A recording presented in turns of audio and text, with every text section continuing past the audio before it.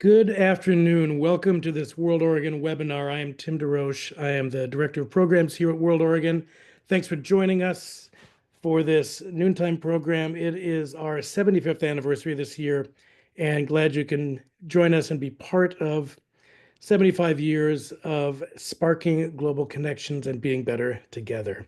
We have with us today Jill Dougherty, CNN's former Moscow bureau chief. I will be introducing her in just a moment after some brief announcements from your sponsor. Coming up this weekend, Saturday, we are hosting a Global Reads. This is our book group looking at recent and timely topics. We are looking at Jonathan Blitzer's Everybody Who Is Gone Is Now Here on the Central American immigration crisis. Fantastic book. If you would like to join us, we have plenty of space on Saturday. I will put a link into the chat and you can sign up for that. Also, this summer, we are moving ahead with a youth ambassador program. This is an exchange program bringing teenagers from Algeria to Portland. We are looking for overnight host families for them. And it would be wonderful for you to host one of these brilliant emerging young leaders. These programs have been really central to what we've been doing the past 10 years or so. And it is a way to expand your family and your connections with people from around the world. And I will also put that into the chat. And then next week, we are hosting Bridge Together, which is our 30th, on April 30th, which is our annual fundraiser. It'll be at the Patricia Reiser Center for the Arts. Ticket sales are closed, but your opportunity to support us is as wide open as the blue sky here is in Portland today. And we would welcome your donations. So I'm going to put that in the chat as well.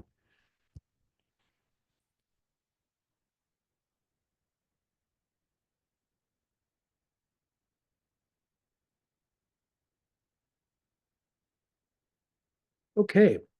I'm so glad you could join us today for Putin's Chessboard, Russia, the United States, and the World. This is a very ripped from the headlines and timely discussion, and we are very, very grateful to Jill Dougherty, CNN's former Moscow bureau chief, who could join us today. This is her fourth Zoom call of the day. As you can imagine, being a Russia expert, the phone is probably ringing off the hook. So I want to not waste too much time, but I'm going to give you a little brief intro.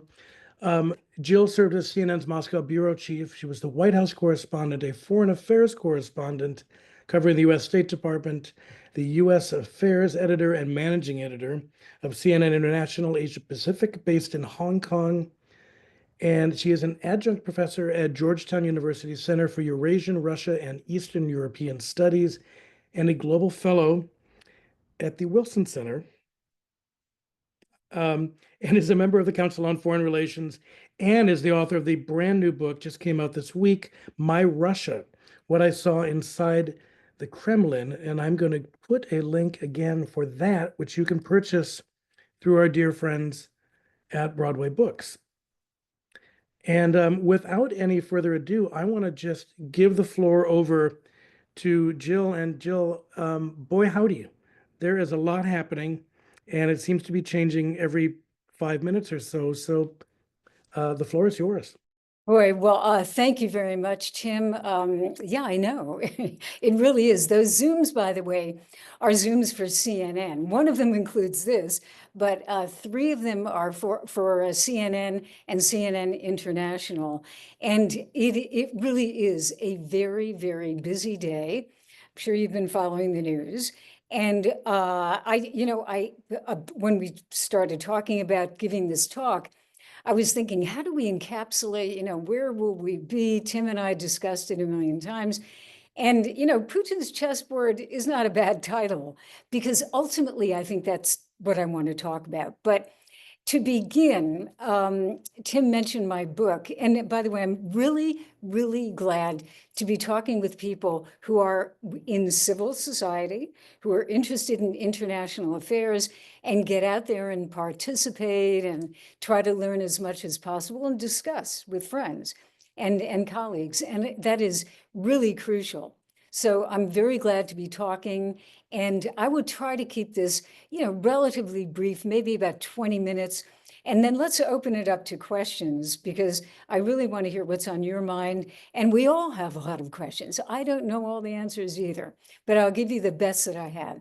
So, I thought in a way that maybe I should mention the book, because the book, it's the first book, by the way, that I ever wrote. I hate to tell you how long, 40 years in journalism, and I did a lot of radio, TV, and print, but I never wrote a book. And I found out, as probably some of you who've written books know, there's a big difference between a book and a 1.5-minute TV report. And I thought, how do I organize that book? And I began with what happened 3 years ago, which was I was in Moscow for CNN because they believe what the US government was saying, which is Russia is going to invade Ukraine.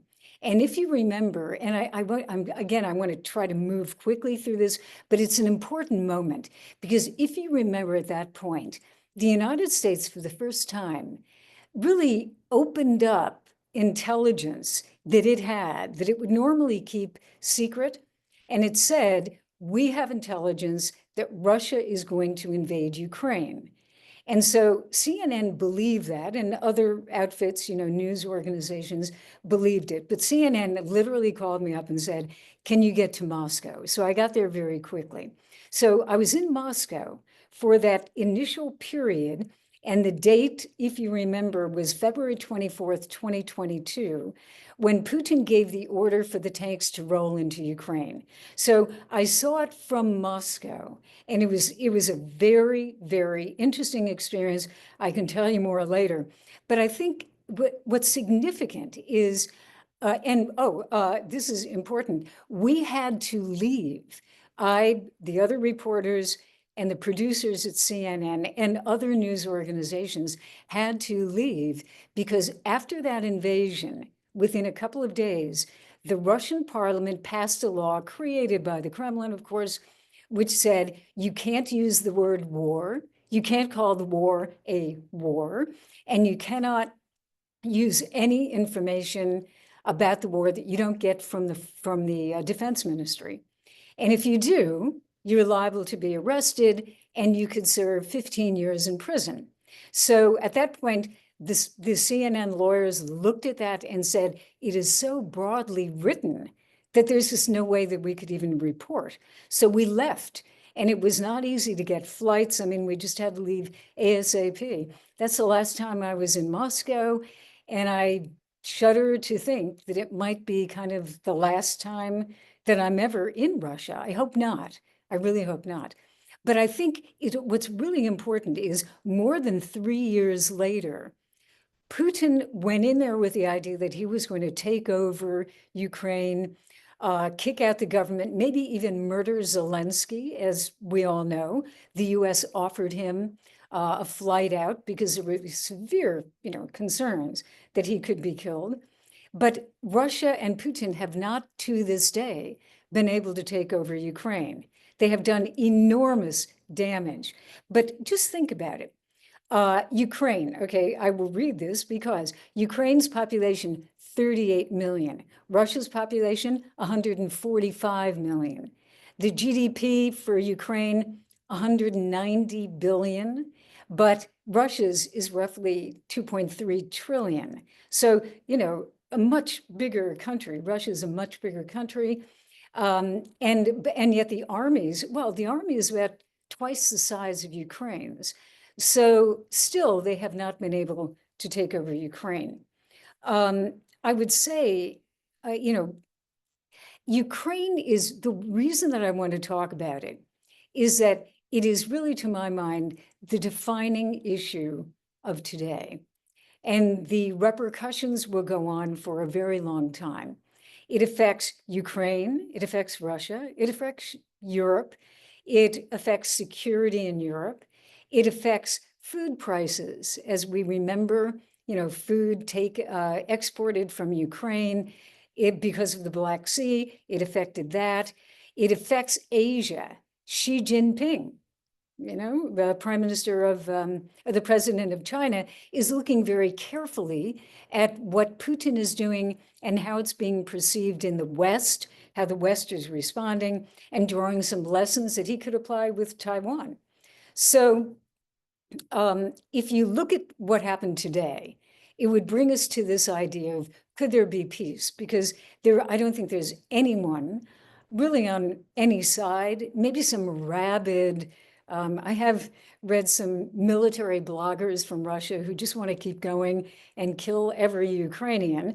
But other than that, I think most everybody wants this to end. But the question is, how?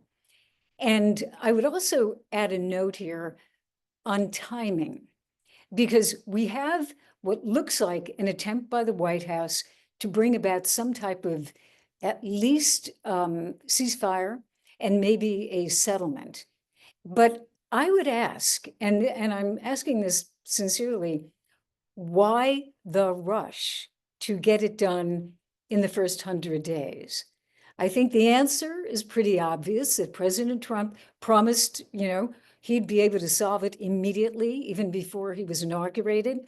And he obviously has not been able to. So I think there's a lot of pressure on the administration, get it done, because there will be a lot of stories in the media. What has he accomplished in the first 100 days? But it was never going to be easy. This war and the roots of it go back literally decades to the end of the Soviet Union, the beginning of independent Ukraine, the role that it had in the Soviet Union, the role that Putin perceives that it has now. And so we look at what happened today. I was actually surprised when I saw this quote. President Trump on his social media said, you remember yesterday there was a vicious attack with just swarms of missiles and drones on Ukraine, especially on Kyiv, which rarely gets hit in that fashion. President Trump today said, I am not happy about the attack. It was very bad timing. And then he kind of virtually yelled at Putin instead, said, stop, Vladimir. So we can talk about that. I think, Vladimir is not particularly going to be affected by that, but I mean, he deals in actions, not words. So we'll have to see. But this self-imposed deadline is pushing without really an overall plan. It's being, created and crafted as we go along.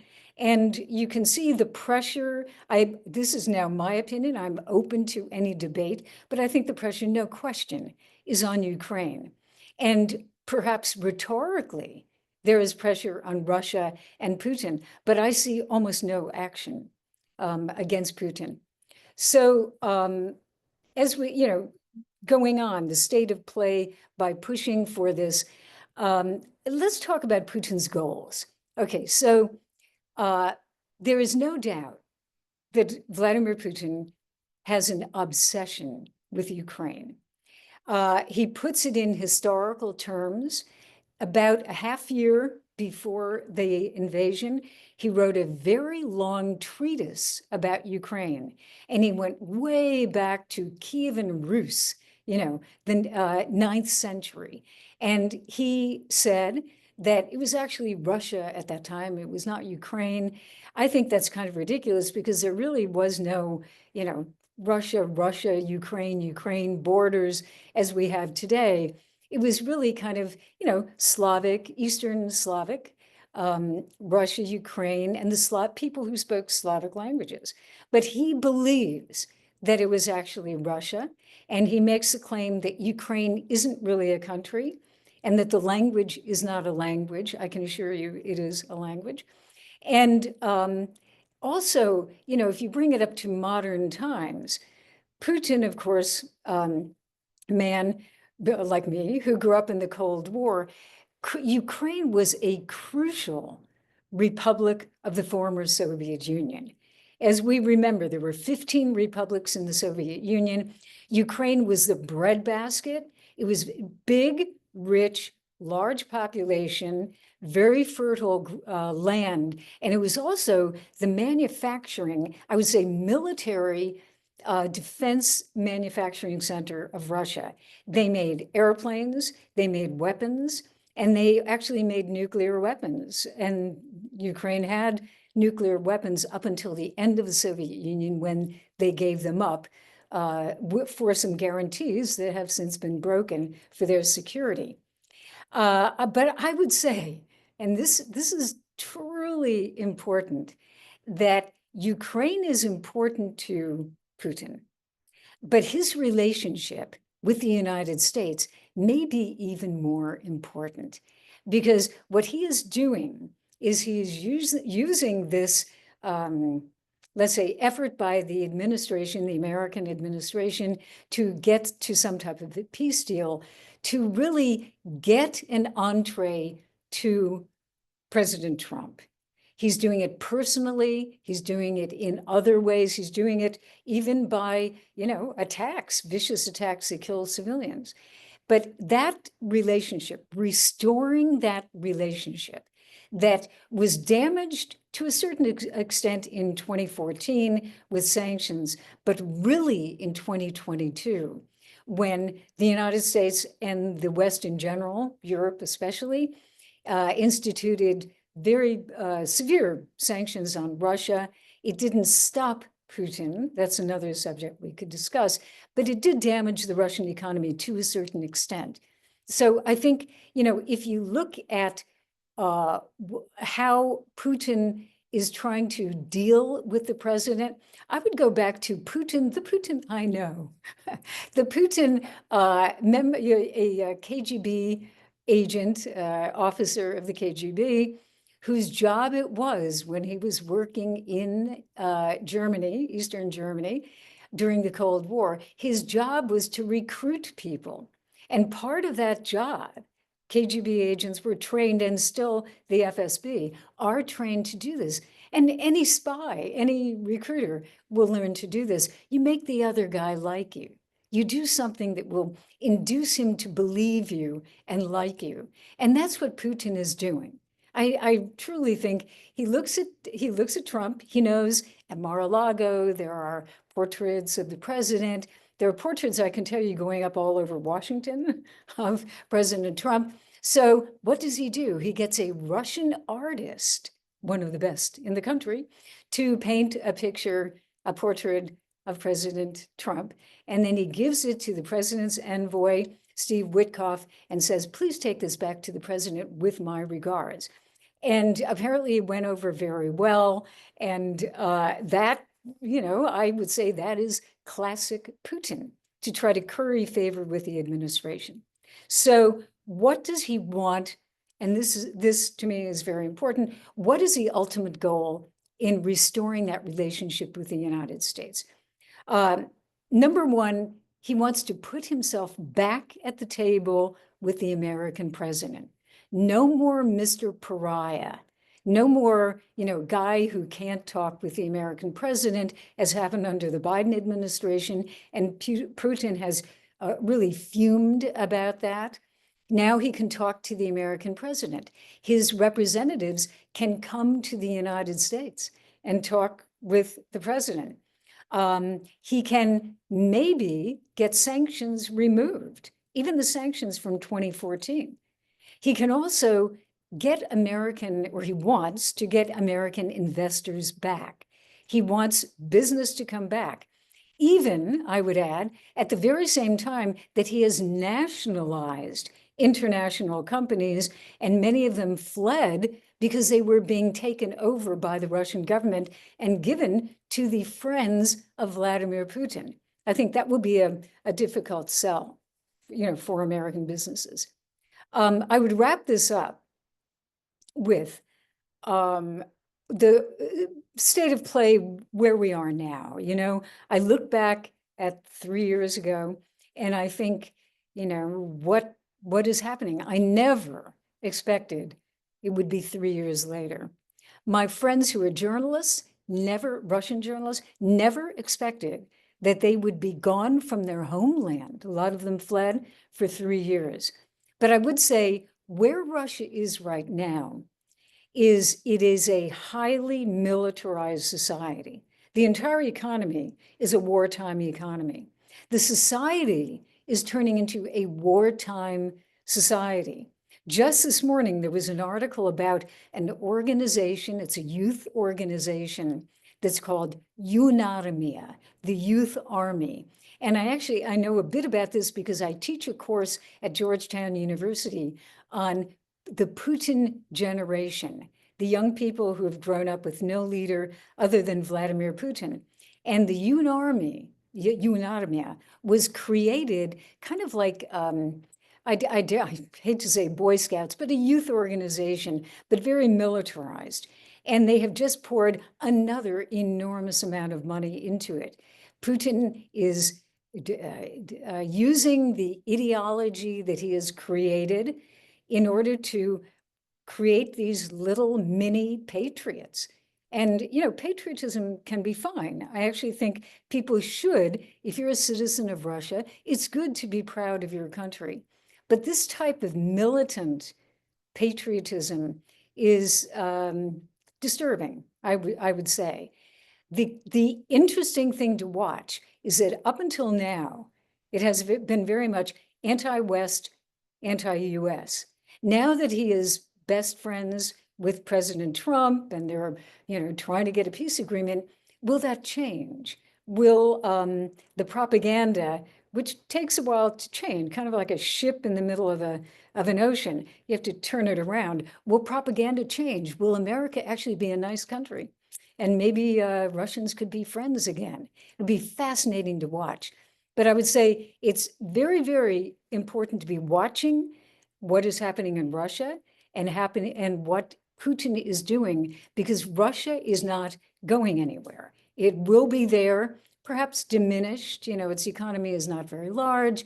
Its military is not as powerful, not at all as powerful as we thought. It still has nuclear weapons, and it will still be a force, although I would say a malign force for the most part in the world, which is intent on creating some problems for the United States. So I think, Tim, on that, I'll end it and would really love to hear some questions and open discussion. Great. Jill, thanks so much for that. A wonderful, wonderful perspective.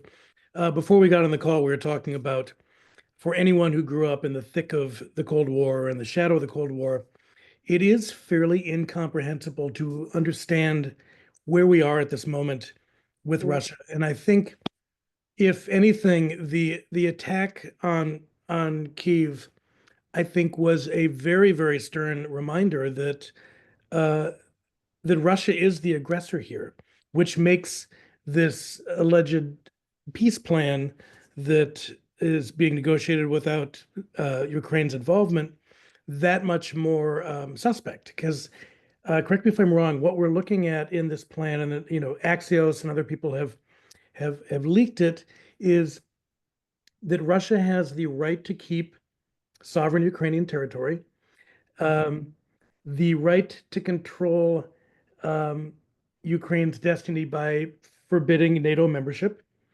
and the lifting of sanctions against Russia, and then an economic partnership with the US.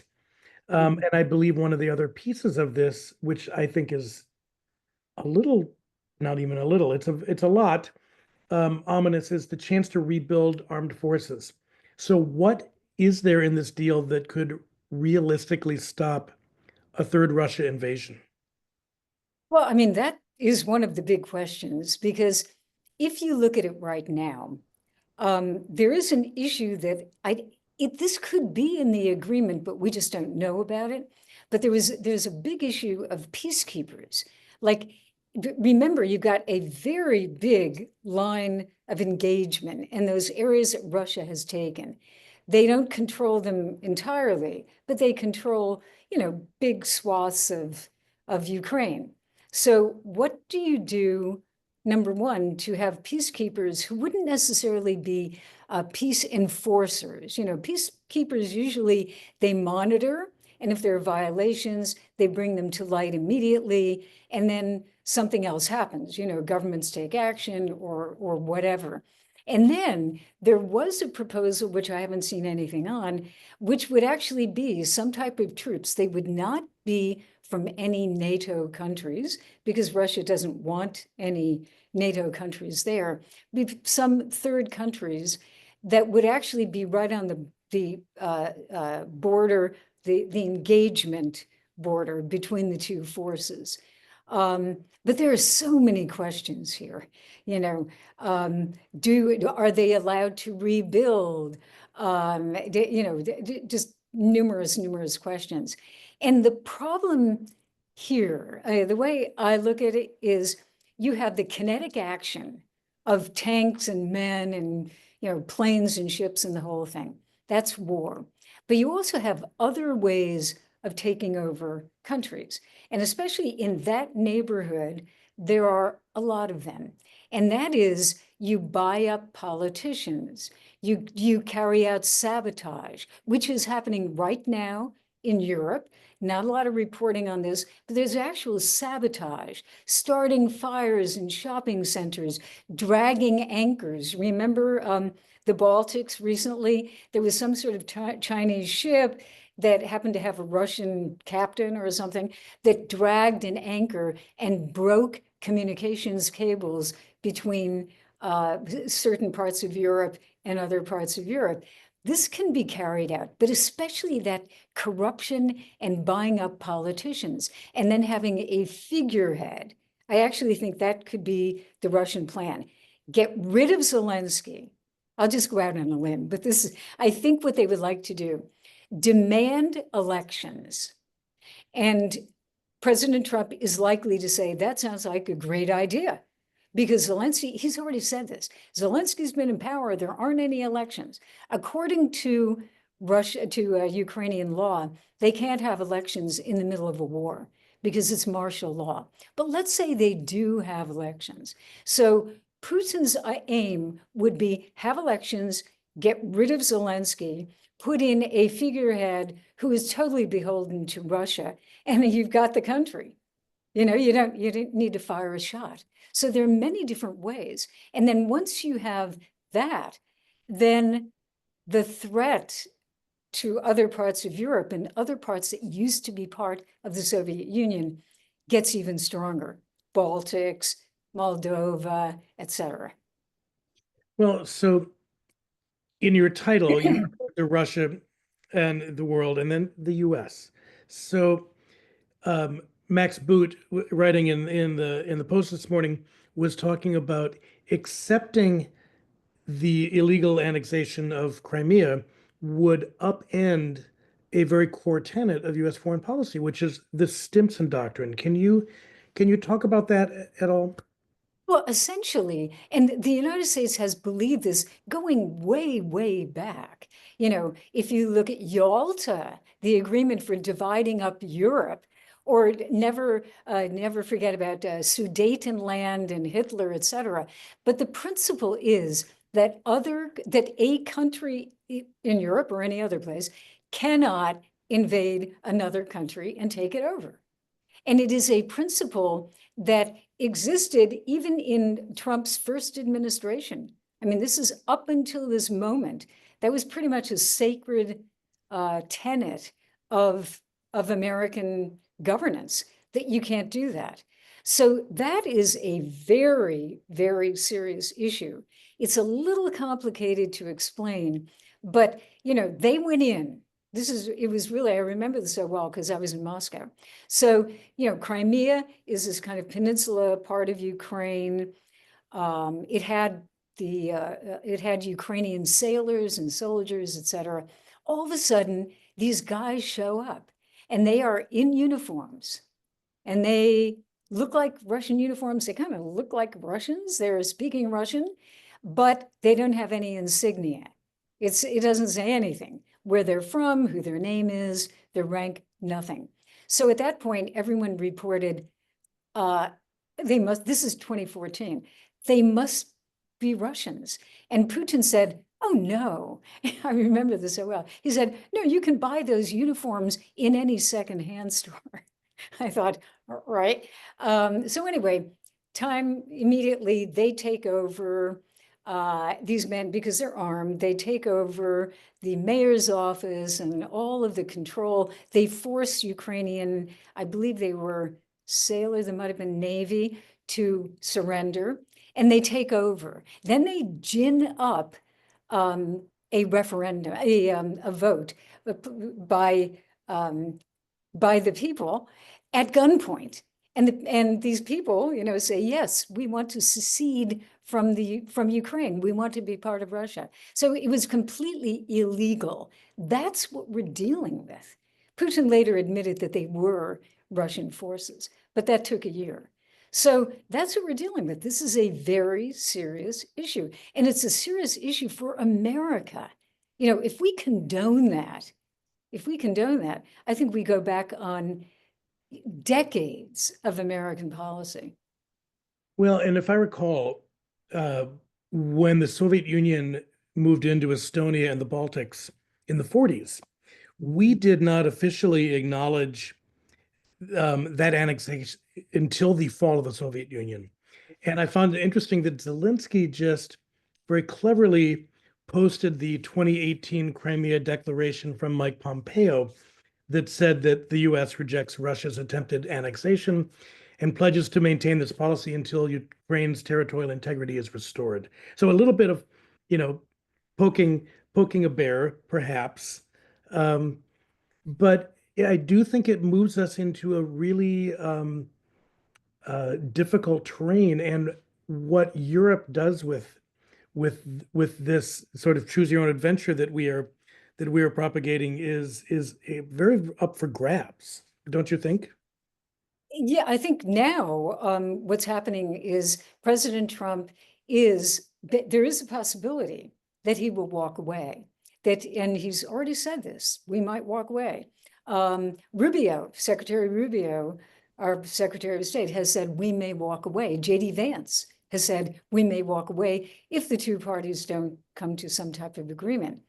And if the United States did walk away, this would fall onto the shoulders of the Europeans. Now, the Europeans this is another big debatable thing that I don't want to get into, but they do not at this point have the capacity, the military capacity, to provide protection and security for Ukraine. You need US backup. You need at least the threat of American air power to go in if the Russians tried something again. Otherwise, the Russians will say, well, Europe can't really do it. They can provide money, they can provide equipment and other things, but they can't provide what the United States has. So I think, if the United States walks away, and we may see that pretty quickly if it happens, it's all on the Europeans. And then Putin, I think, has pretty much free rein to do whatever he wants.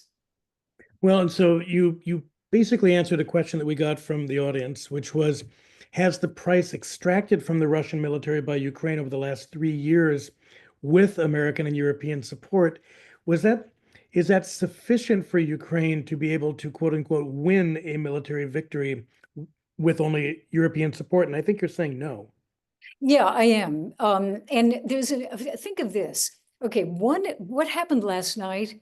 Was it last night, I think, with the attack on Kyiv? It's all air attack. In the beginning, everything was on the ground, but the Russians soon learned it's not going to work. So the air attacks are what they're using right now. If Ukraine does not get continuing arms from the United States, especially Patriot missiles that protect you from air attacks, they are going to be in very serious trouble. They will be bombed to smithereens. I mean, even worse than what's going on right now. I was talking with people yesterday at a conference. The general accepted belief is that they have enough Patriots to last maybe till the end of the year. And then after that, if the United States doesn't give any, or if the Trump administration does not allow the Europeans to buy our patriots and give them to Ukraine, that's a disaster for Ukraine. So yeah, I don't think, absent the United States, I don't think Ukraine really can protect itself. There's no question. And it is not boots on the ground. We're talking about, again, continuing to arm them and, providing the weapons. And then also, I think this idea of ending the war obviously is a good idea, but it is being done in a scattershot way with complete, belief in what Putin, the ex-KGB officer, is saying. Well, and I think we see this a lot, that the deal is less about ending a war than it is about placating Putin, and Trump's avowed admiration for the strongman. And I think that is what is so unnerving. We have a question from another audience member about the deal, which is, how can Putin make a deal when the Duma annexed the four governorates in Ukraine? Well, I mean, that was engineered by Putin. That's what he wanted to do. He wanted to say, they are now, those four areas in the kind of eastern, southern part of Russia, of Ukraine, are now belong to Russia. So he was creating legal precedent, I mean, legal in quotes, precedent, in order to say that's Russian territory. So believe me, if he wanted to annul that, he would simply get on the phone to Parliament and say, hey, annul it. Because Parliament is completely quite, I don't know, a rubber stamp Parliament at this point. They do what Putin wants. So don't even worry about the Russian Parliament. It's Putin who's calling the shots. But this is another one of those kind of complicated areas. What he is doing is they control parts of those four independent republics, but not all of them. And so Putin ideally would like to claim the entire area, Kherson, Zaporizhia, Donetsk, and Luhansk. There are four regions in the east. He'd like to claim the whole thing, but they don't control it. So maybe there's a way where he could say, okay, or they could come to an agreement where he holds part of them, but the other part goes back to Ukraine, which it should be. It's not controlled by Russia. But the issue there and the issue in Crimea is kind of like what you were referring to, Tim, in World War II with the Baltic countries, or in the 1940s with the Baltics. The US never accepted the fact that the Soviets had taken over the Baltics. But realistically, practically, we knew that was the case, but we never legally recognized that. And that's kind of what we're dealing with here. It's not only do you recognize, but do you legally recognize that Russia controls certain areas? But this is where you need history. This is where you need somebody on the American negotiating team who kind of remembers World War II and the 1940s and the 1930s. So we have another question here from the audience, and I think this is a question that we all think about often.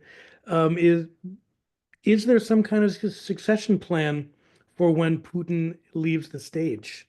What is the next chapter? That is one of my favorite questions because, of course, nobody knows. But here's the thinking. And believe me, at every Russia conference and meeting, this is often a question. So here's the deal. If Putin dropped dead tomorrow, which I do not think is going to happen based on what he looks like, he swims every day. I think he has a good diet. He doesn't drink that much. He doesn't smoke. So, he could stick around for a few years. But if he died tomorrow, the thing that we would see on TV that day would be the Prime Minister of Russia, Mr. Mishustin, would take over. And then they would have to have elections within 3 months, right? Okay, behind the scenes, you would have, fisticuffs. There would be a lot of infighting because Putin has not made clear who he wants as his heir, because if he did, he'd be a lame duck. especially in Russia. So he hasn't done that. But I think what you're going to get is, if you look, Putin is now, you think, he will be 73 this year, okay?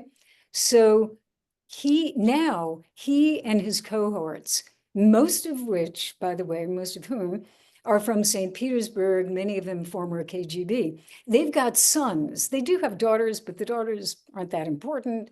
It's the sons. And so the sons have now been moved into positions of controlling companies and controlling government agencies. So you've got a second wave of these people who are literally physically the children of that generation and the friends of Putin. So I think if you look at them, like who could be the next person, it would probably be somebody who comes from that power structure, who has been complicit with Putin, whose maybe father made $1 gazillion, you know, during the early Putin days, and supports Putin or Putinism. We should, you know, could talk about Putinism. I think that's the most likely. The only thing that I tell my students is things can go along, and then something can change. For instance, we never expected Gorbachev. You know, where did Gorbachev come from? In the middle of the Soviet Union, I should say the end of the Soviet Union, this guy appears, he's a communist, you know, but he believes that the country is doomed if it continues on this path. And he actually brought in perestroika, which was economic restructuring, and glasnost, which was openness and people could read what they wanted. So, you know, odd things can happen, black swan events. Somebody could come in, let's say that all of a sudden people really get disturbed about the war and the price of the war and all the war wounded and the destruction it's created in the Russian society. And so they get angry at Putin. There's some leader who suddenly emerges. Populism rises. There's an element of populism in Russia as well. And then unpredictable things can happen. But that's, I think, where we are. It's the best I can place it, but I have no idea who the next person would be, other than that quick, you know, prime minister. Well, to quote another Vladimir, Lenin, he once said that there are decades where nothing happens and weeks where decades happen. And uh, Emma Ashford, who we were talking about earlier, writing for Foreign Policy this morning, said that by that standard, the first 100 days of the administration of this country has comprised at least 20 years of foreign policy change. Although she describes it as a move fast and break things approach, which has been consistent largely in its chaos. So as we look at this realignment of a foreign policy that has to answer three questions about, does it make us stronger? Does it make us safer? Does it make us more prosperous? Does any of the move that we are seeing happen from DC answer any of those questions at this point? I don't think so. I mean, more prosperous at this point doesn't really look that way. We will see what happens with tariffs, which are, you know, on again, off again, on again, off again. We will see how that all ends up. Safer, I do not think the United States is safer. I think our security services, FBI, CIA, Justice Department, and just security in general, the purges in the military are really notable. Putin, by the way, has carried out purges in his military as well. But I am genuinely concerned about the security of the United States. I think the broadcasting that we had, I worked for Voice of America, broadcasting in Russian to the former Soviet Union, as Tim knows, for about 5 years, and destroying VOA and destroying Radio Free Europe, Radio Liberty, which broadcast, they don't broadcast anymore. It's really online. They used to. RFERL still seems to have some presence. I'm not quite sure how they're doing it, but that may not last long. But these are services that people around the world rely on, and especially in the country that we're looking at right now and that region. So, you know, by killing them, we just leave the field open for propaganda from China, Russia, Iran. North Korea is a big cyber offender, so I just think we're much less secure. And, Tim, the other thing that I would say, and I was thinking as I prepared my remarks, I think it's really important to think of, the worldview that Putin has and appears to be similar to the worldview that Trump has, which is Vladimir Putin literally believes that there are essentially 3 countries in the world that are sovereign. In other words, they control their destiny, they're influential in the world, and they, in essence, tell other countries what to do. Those are the United States, Russia, and China.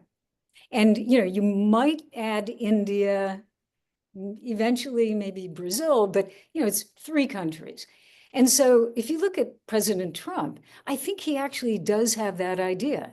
The United States is one of those sovereign countries, and therefore maybe we should just kind of annex Canada, or maybe we should just take over Greenland, or maybe we should take over Panama. These are, I'm not, again, this could be debated, ad nauseum, but there is a similarity in that outlook. And so what we're back to is that great power, jockeying that we had in the 1800s. I mean, it's back to the future, to my mind, which takes us away, I'll just speak as an American, takes our eye off the ball from what we have to be really looking at, which is the true threats. I mean, where did climate change go? Other countries that were looking to the United States for all sorts of things, inspiration about democracy, medical care, the pittance that we spent on foreign aid, the pittance that we spent. We are the richest country in the history of mankind. And we could afford to do a lot, but now it's ended. So guess what? The other countries are going to go in. Russia, a friend of mine who's an Italian, is an expert. He just wrote a book. And guess what it's about? Soft power diplomacy by Russia. Its use of food, foreign aid, and how it's trying to curry favor in the developing world, in the, whatever we call the developing world these days, the global south, et cetera. So they're going to be in there. And China is in there big time. I hate to go on, but I mean, I traveled to Georgia, which used to be part of the Soviet Union, Republic of Georgia, 3 times last year. And I'm going to be going to the Baltics and back to Georgia later in the spring. So I'm in Georgia. I'm in the mountains. They have beautiful skiing in the mountains there. It's really an amazing country. And what do I see? These giant tunnels being built through these mountains that look like Aspen, Colorado. I mean, they're gigantic mountains. And it's the Caucasus. And I said, wow, that's quite a project. And they said, yeah, the Chinese are building these tunnels.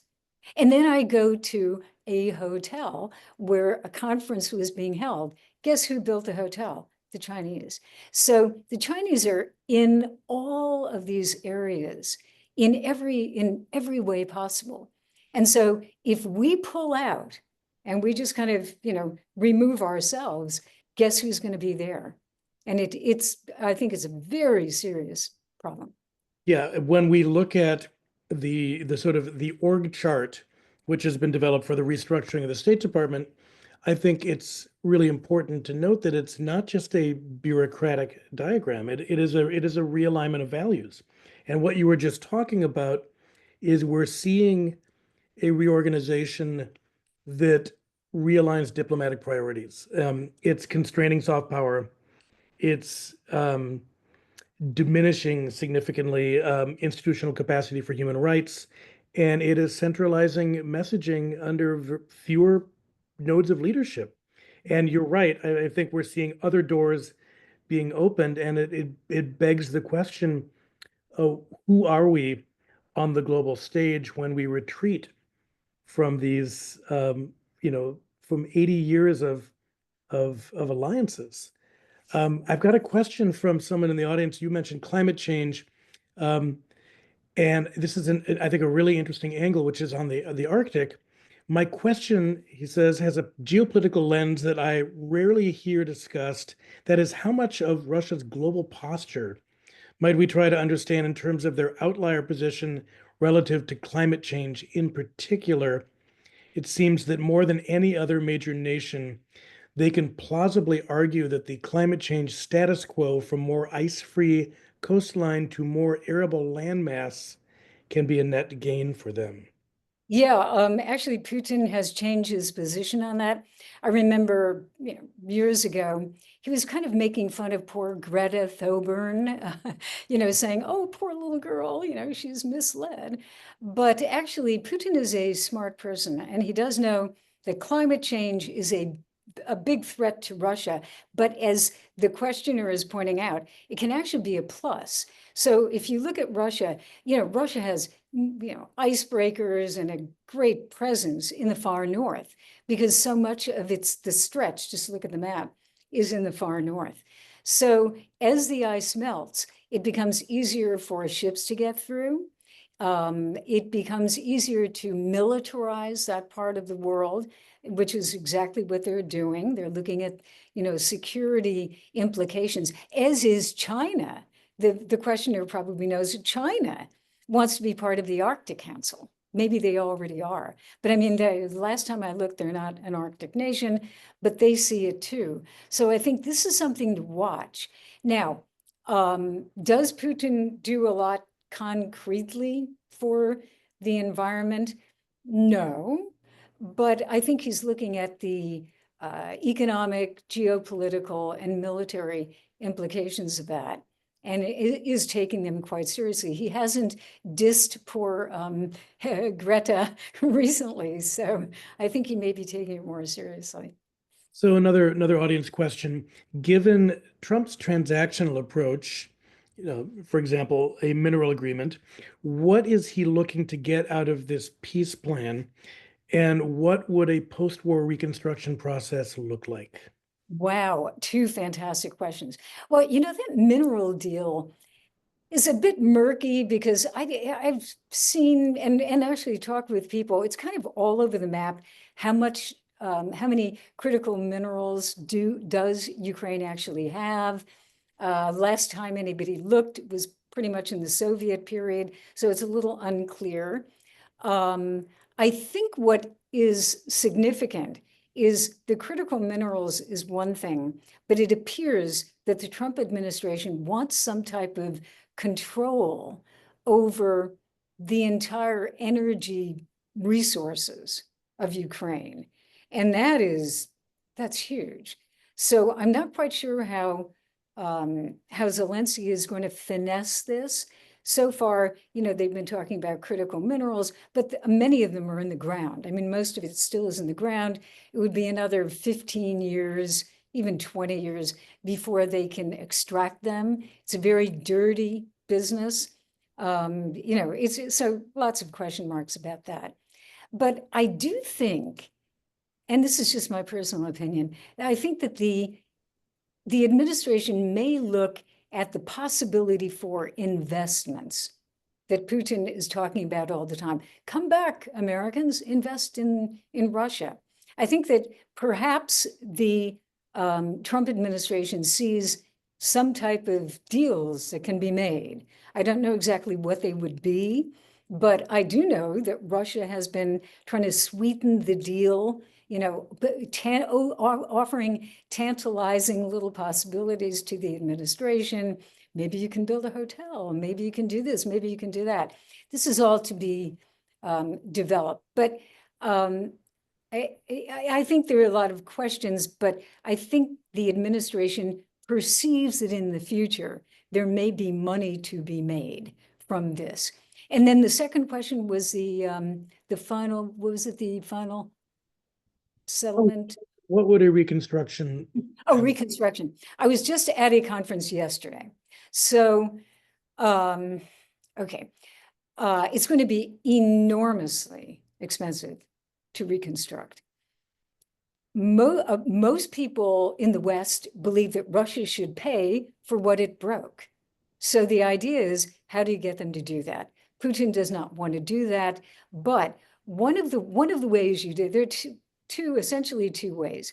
You take the West, and this is already happening, where banks in the West, European banks, are now figuring out how much money could they lend to Ukraine? How could they fill the gap and create the possibility for Ukraine to get back on its feet? It's massive, but Ukraine has a lot of strengths. They are extremely developed in drone technology. They basically invented modern warfare with drones. It's really the Ukrainians. So they have a lot of knowledge and also smaller factories that develop drones and build them. They also have a lot of capacity for building weapons, agriculturally, and they have a lot of IT people, a lot of young people who are very savvy with IT. So what one person said yesterday at this conference was Ukraine could actually rebuild very quickly, which kind of surprised me. But I think, if people saw situation is stable, they can put their money in there, and you've got educated people and kind of some infrastructure already, it probably could come back relatively quickly. Now, that's the Europeans, and it would be the Americans too. I mean, there would be American companies. I don't know about the American government investing in Ukraine, except in the minerals part. That's one. The other thing is, Russia has roughly $300 billion sitting in banks and reserves. They're Russian reserves sitting in Europe. And so they are frozen. They're frozen reserves. What the Europeans and many in the West want to do is take that money and either use it directly, just say, I'm sorry, Mr. Putin, you attacked Ukraine. We're going to take your money that's here. We're going to use it for reconstruction. Or what they could do, and there's a lot of talk about this, they could use the interest on that money. Now, that is controversial because taking money from a sovereign country that it has in the West,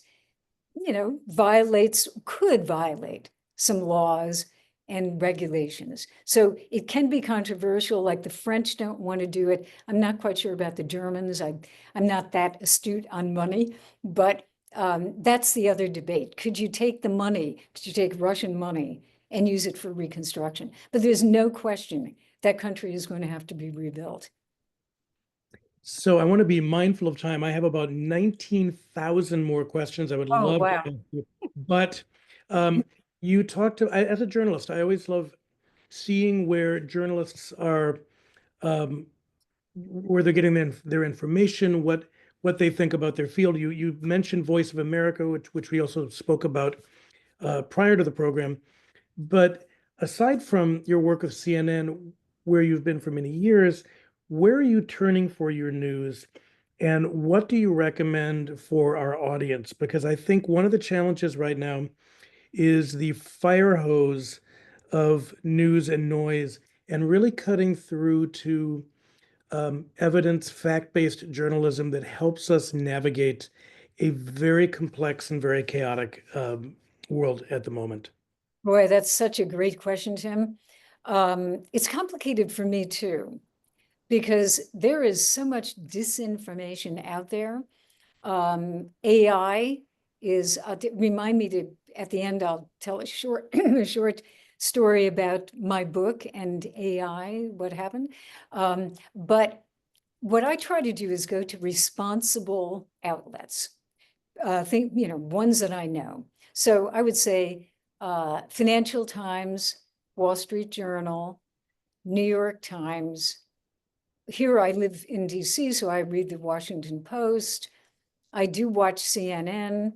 I'm on their website. I do watch Fox because I really want to see what people are being told about the president and what he is doing.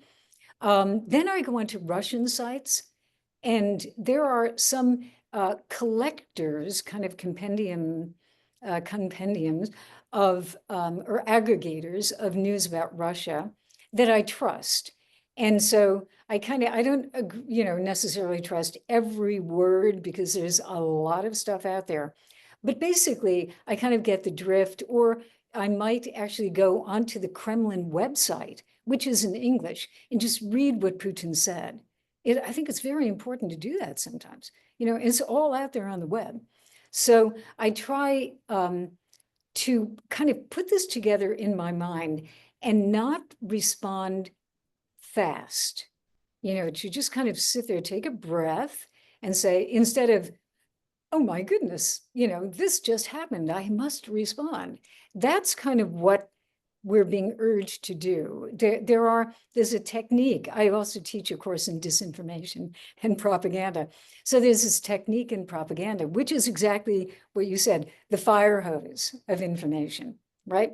So the idea is you just throw out everything at one time. It's like flak in a war.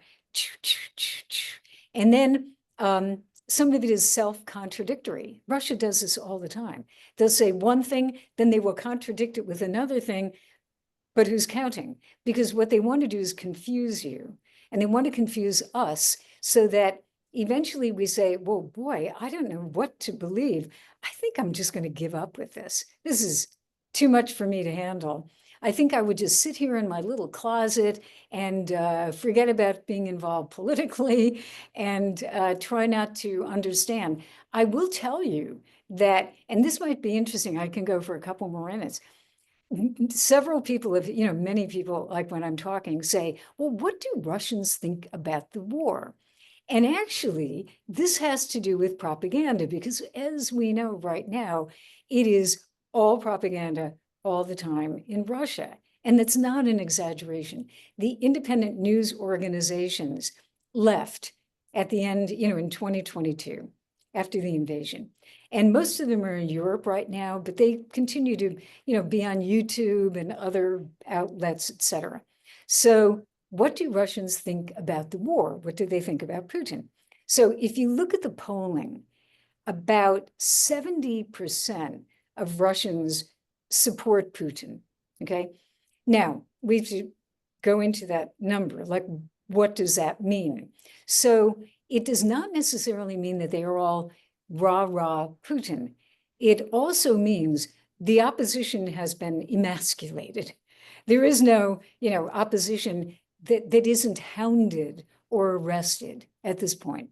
And we know what happened to Alexei Navalny, who died in prison, and many people would say he was killed. I mean, I think he was being in prison, his life was in jeopardy just from the conditions, let alone having something injected. So, that's the propaganda situation.